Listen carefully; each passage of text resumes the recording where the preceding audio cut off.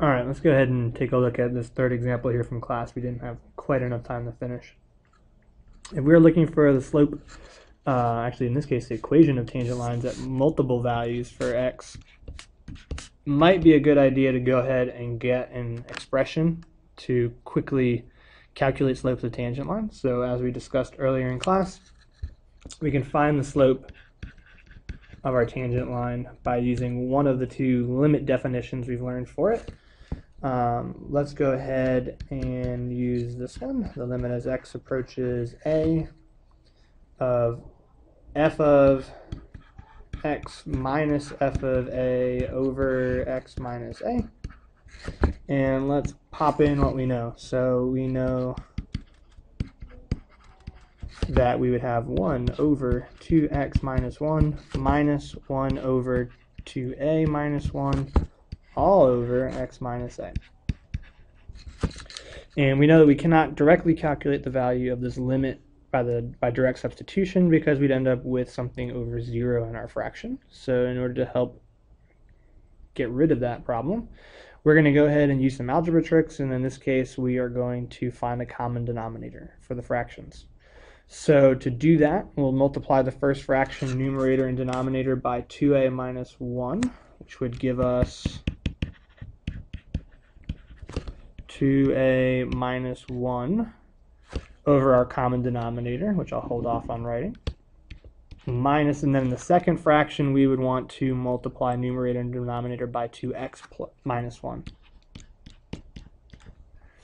And therefore both of those fractions would then have the common denominator of 2x minus 1 times 2a minus 1. And that whole fraction is all over x minus a, which we could actually kind of get around and tidy this up right now. Whenever we have a fraction divided by something else, we could really just take that last factor we were dividing by and divide by it right here.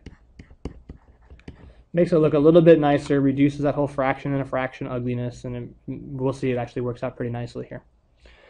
So let's go ahead and tidy up that numerator. We would end up with 2a, the minus 1s are going to reduce out, and we're left with a 2a minus 2x, all over the same set of factors.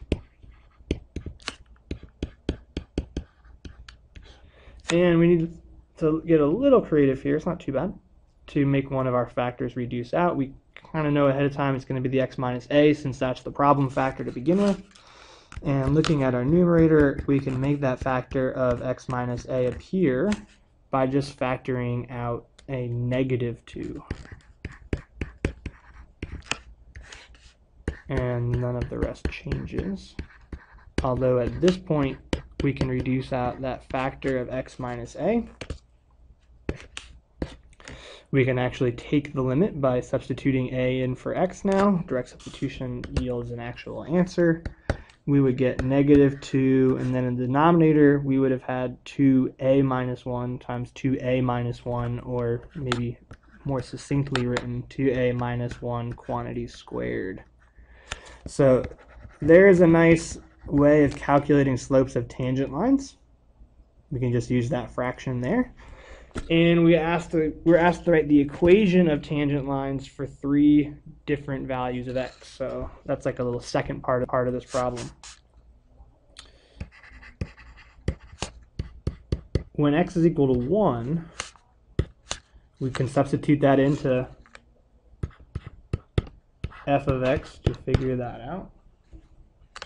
And we would get the value of 1. So it goes to the point 1, 1. We could then write our tangent line, y minus 1 equal to, and we need our slope, which we can get from our equation down below. And we should get a slope of negative 2. There's our first tangent line, and we could simply repeat for when x equals 3. We would get y is equal to 1/5. yielding a tangent line of y minus 1/5 is equal to, and then again we evaluate using our tangent to get our slope. There's our second tangent line. And last but not least, for when x is equal to 5, we can see that y would be 1/9. So our last equation would be y minus 1/9 is equal to, evaluate one last time, negative 2 over 81 for our slope, times the quantity of x minus 5.